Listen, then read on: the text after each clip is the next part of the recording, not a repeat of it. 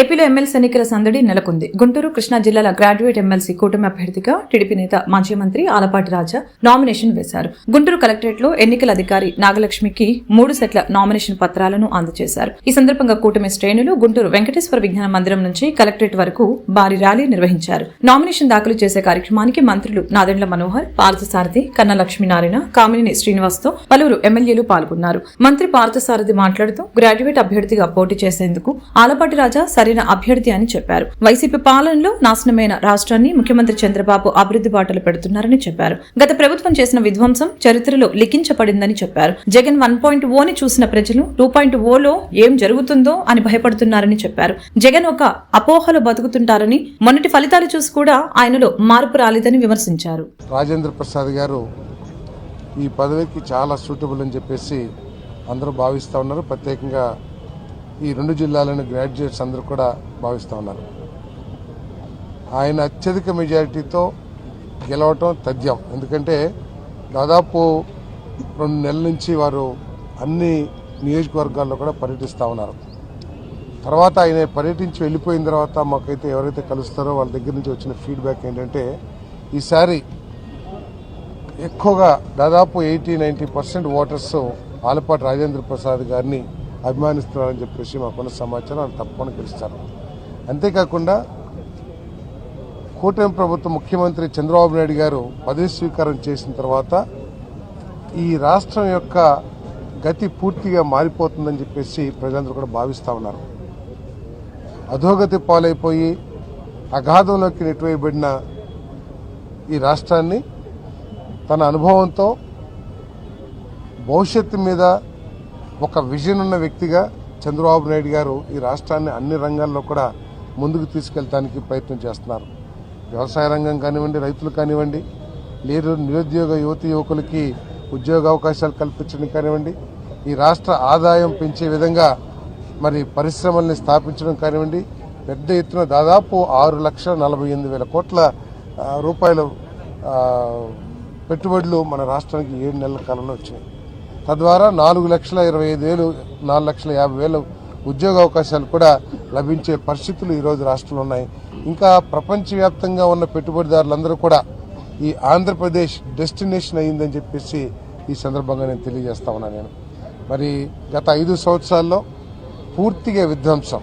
ఈరోజు అడుగుతా ఉన్నారు ఎక్కడ విధ్వంసం, ఏమిటి విధ్వంసం అని చెప్పేసి.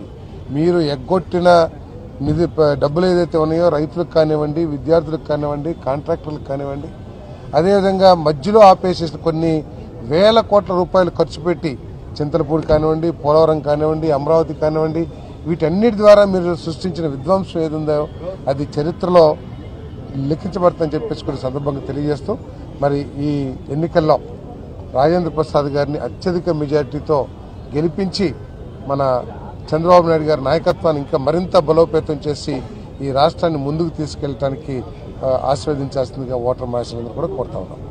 అందరికీ నమస్కారం. ఈరోజు ఈ నామినేషన్ కార్యక్రమానికి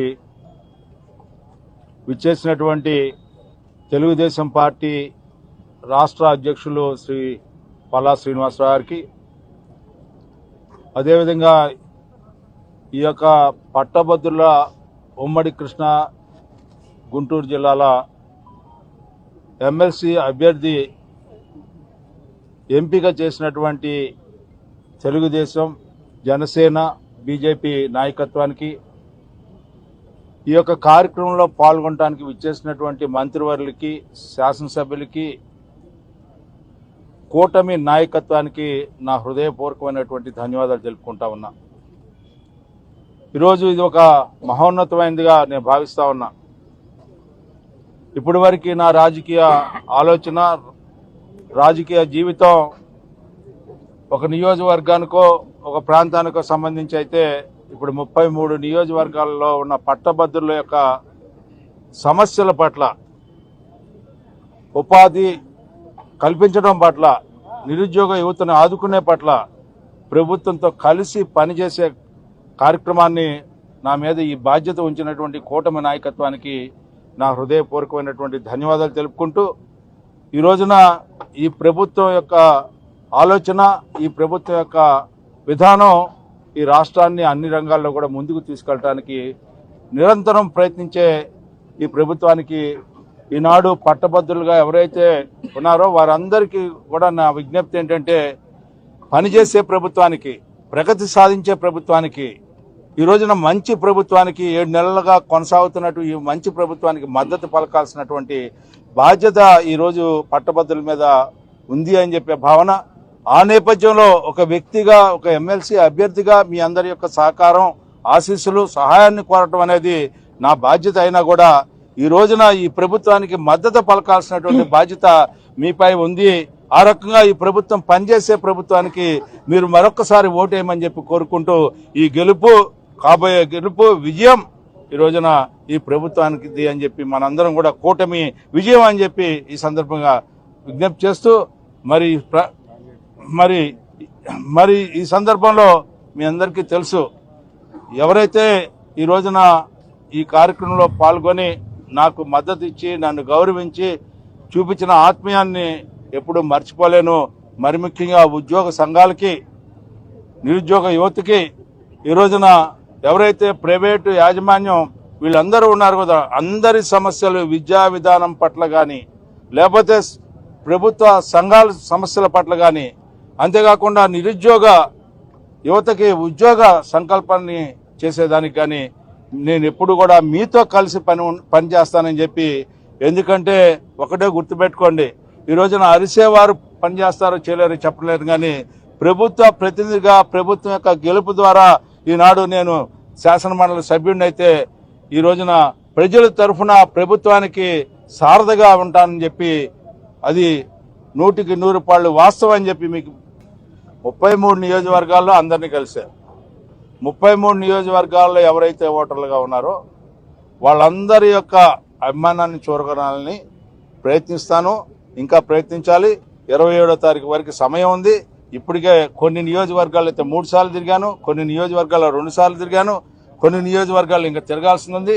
ఈ 33 నియోజకవర్గాల్లో 3,46,000 గ్రాడ్యుయేట్స్ ని కలవాల్సినటువంటి బాధ్యత నాకుంది. వాళ్ళ సమస్యల్ని అవగాహన చేసుకోవాల్సినటువంటి బాధ్యత నాకుంది. వాళ్ళ సమస్యల పట్ల స్పందించాల్సినటువంటి బాధ్యత ఉంది. వాళ్ళ సమస్యల్ని పరిష్కరించేదానికి ప్రభుత్వంకి వారధిలాగా పనిచేస్తానని చెప్పి మరొకసారి సెలవు చేసుకుంటాను. తమ్ముడు, మంచి క్వశ్చన్ వేసావు. అసలు మా ప్రభుత్వం సమస్యల పట్ల స్పందించే ప్రభుత్వం, సమస్యలు రాకుండా చూసే ప్రభుత్వం, సమస్యలను పరిష్కరించే ప్రభుత్వం. సమస్య ఎక్కడుంటే మా నాయకుడు అక్కడ ఉంటాడు, కూటమి నాయకత్వం అక్కడ ఉంటుంది. పర్యటిస్తానని చెబుతున్నా కదా, ఇంకా 27 ఇవాళ ఎన్నిక అవట్లా, 27వ తారీఖు వరకు మనందరికీ సమయం ఉంది. ఎవ్వరం కూడా మనం ఆదుర్ద పడాల్సిన, అందరూ నా వాళ్లే, నేను అందరి వాడిని.